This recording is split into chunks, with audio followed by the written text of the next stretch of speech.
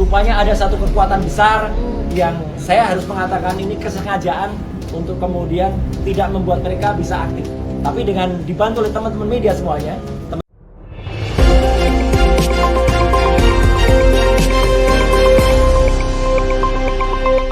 Halo teman-teman, jumpa lagi di channel Suara Rakyat. Suara Rakyat untuk kita semua. Setelah Roy CS melakukan pelaporan atau pengaduan ke Komnas HAM terkait dengan kasus polemik ijazah palsu Pak Jokowi, namun katanya Komnas HAM menolak pengaduan Roy CS tersebut karena alasannya Komnas HAM tidak berwenang mengintervensi penegak hukum yang lainnya. Jadi ya memang sih masuk di logika, nggak mungkin juga ya Komnas HAM langsung mengintervensi ke Bareskrim, ke Kejaksaan, kan nggak mungkin ya, secara logika juga dan secara pikiran kita juga. Setelah itu ternyata Pak Aris Ponsianipar ini marah-marah lagi teman-teman. Nah di samping itu Pak Roy Suryo ini mulai lagi tidak mempercayai yang namanya Komnas HAM. Ngeri betul ya teman-teman. Oke, biar teman-teman semua tidak penasaran dengan videonya, kita akan putar saja. Dan tentunya sekali lagi saya ingin sampaikan bahwa Komnas HAM sebagai lembaga negara juga memiliki keterbatasan fungsi dan wewenang ya. Oke. Itu yang harus Bapak Ibu juga pahami begitu. Kami bukan lembaga penegak hukum seperti Kejaksaan Agung, Kepolisian atau KPK ya. Oke. Jadi kita kan nggak bisa manggil orang dan memaksakan untuk diperiksa, kan nggak mungkin ya. Itu yang harus Bapak pahami dulu.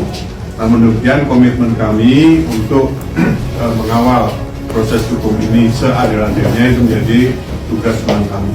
Bagaimana diamanatkan dalam undang-undang ya. Tapi sekali lagi Komnas HAM nggak punya kewenangan untuk bisa mengintervensi di dalam proses hukum yang saat ini berlangsung. Apa yang kita lakukan, kita berikan pendapat, kita berikan pertimbangan, rekomendasi kan begitu ya. Tapi kita bukan penegak hukum yang bisa mengintervensi dalam hukum. Saya kira itu Bapak sekalian, terima kasih sekali atas kepercayaan dan amanah yang Bapak Ibu berikan kepada Komnas HAM. Nah, kalian dengar sendiri kan, jadi makin gak tahu kemana arahnya lagi ini Pak Roy CS ini. Setelah mendapatkan informasi dari Komnas HAM terkait dengan Komnas HAM tidak berwenang mengintervensi penegak hukum lainnya, kita tidak tahu lagi kemana si Roy CS lagi ini akan melapor teman-teman ya. Kita ketahui bahwa sudah banyak mereka melakukan pelaporan baik itu di luar negeri maupun di Indonesia sendiri. Kemana Komnas HAM suaranya? Oke, marah-marah lagi ya teman-teman. Ya, komisioner, kalian takut sama Jokowi atau takut sama rakyat?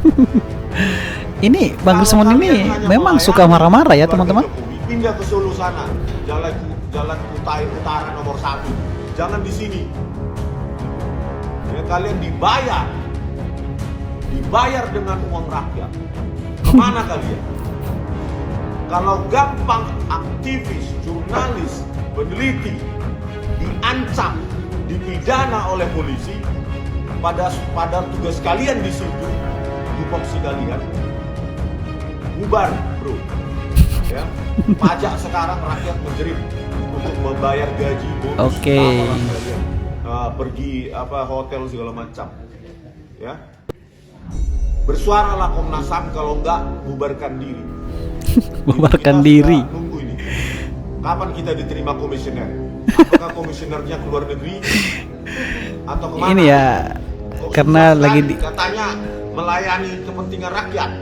Tetapi kita sudah datang ini, jurnalis sudah ada, YouTuber sudah ada, wartawan sudah ada. Kemana?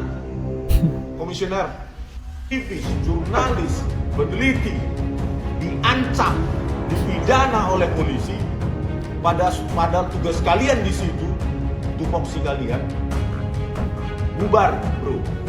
Ya, pajak sekarang rakyat menjerit untuk membayar gaji, bonus, entah apalah sekalian, pergi hotel segala macam. Ya. Bersuaralah Komnas HAM, kalau enggak bubarkan diri. Itu kita sudah nunggu ini. Kapan kita diterima komisioner? Apakah komisionernya keluar negeri atau kemana? Kok susah sekali? Katanya melayani kepentingan rakyat.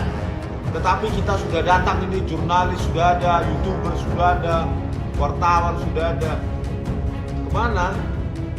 Komisioner, ya, jangan kecewakan kami. Kalau memang kalian tidak bisa mengawasi lembaga-lembaga penegakan hukum seperti yang super power, super body seperti kepolisian, maka kalian tidak bernyali di posisi komisioner itu. Saya gantikan aja, bagaimana? Saya gantikan, gimana Pak Prabowo Subianto? Angkat saya ketua Komnas HAM. Saya panggil itu Kapolri untuk RDP di apa? Ya, saya bongkar itu rekayasa kepolisian itu. Ya, memang nyawa saya cuma satu, tapi lebih baik mati berjuang daripada mati jadi penjilat dan pengecut. Jago juga ya Pak Rismon ini ya. Ya, alhamdulillah seperti tadi disampaikan oleh Pak Alkatiri ya, kami bersama-sama ya, RRT ya, Rismon, Roy, Tifa, Pak Alkatiri, Pak Ismar dan juga teman-teman dari media juga ya, Pak Michael dan juga Pak Rustam. Akhirnya diterima di Komnas HAM di hari ini pada sekitar pukul 11 siang lebih ya, setelah kami menunggu lama ya. Karena apa? Karena ternyata ada sesuatu yang tidak beres pada bagian administrasi di Komnas HAM. Oke. Saya ingin ulangi lagi tadi apa yang disampaikan ya. Jadi kami diterima, ya ini syukurlah ya. Yang menerima kami itu bukan orang main-main. Oke. Ya, komisioner bagian pengaduan. Oke. Dan namanya bagus banget. Namanya singkatan dari nama Pak Prabowo Subianto. Namanya Pak Prabianto. Prabianto Mukti Wibowo. Ya, Lucu juga ya ini ya Pak Roy Suryo ini ya. Perhatian ya. Dan saya juga ingin memberikan satu fakta yang menarik ya. Jadi Pak Alkatiri, dulu ketika kita sama-sama ke Komnas HAM, teman-teman boleh googling ya, gitu. Ada statement Komnas HAM menolak laporan kami di YouTube. Lihat, siapa yang tampil pada saat itu? Yang tampil namanya Profesor P. Profesor P. Ya. Jadi Profesor P itu saya nggak tahu apakah dia ngaku-ngaku ataukah ada orang yang bodoh yang nggak tahu kalau Profesor P itu orang. Tapi itu banyak. Saya catat ada 7 kanal YouTube yang memuat seolah-olah Profesor P itu mengaku sebagai orang Komnas HAM. Dan ini tolak harusnya masuk penjara. Dia ngomong begitu. Yaitu kanal-kanal termul-termul bagian dari Ceboker Nusantara ya. Nusantara itu. Jadi ini menurut saya ini sudah satu skenario Pak Alkatiri. Ini bukan suatu ketidaksengajaan. Tadi staf mengatakan surat sudah kami input Pak tanggal 15 tapi ada di sistem.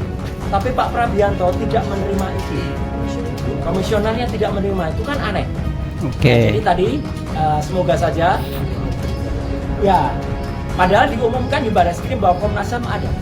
Kami khawatir ya, ini terjadi suatu kebohongan besar atau kebohongan besar yang terjadi pada saat gelar perkara khusus. Ada nama Komnas HAM disebut, ada Ombudsman disebut, ada Kompolnas disebut. Padahal kenyataannya Ombudsman dan Kompolnas, teman-teman ketika kita ke sana, saya ke Ombudsman waktu itu juga menyatakan tidak tahu menahu tentang keputusan gelar perkara khusus. Tapi Ombudsman datang tapi tidak tahu menahu soal keputusannya, tidak ikut memutuskan. Jadi ini moga-moga Bapak Presiden Indonesia yang kita hormati Pak Prabowo Subianto ya, lihatlah para lembaga-lembaga negara ini. Rupanya ada satu kekuatan besar yang saya harus mengatakan ini kesengajaan untuk kemudian tidak membuat mereka bisa aktif. Tapi dengan dibantu oleh teman-teman media semuanya, Nah kan teman-teman, saya bilang lagi kan, Pak Roy Suryo ini mulai lagi tidak percaya dengan instansi pemerintah. Mulai lagi berpikir bahwa ada yang sengaja atau apalah. Mulai lagi, kan saya bilang memang ini memang tidak akan mereka percaya.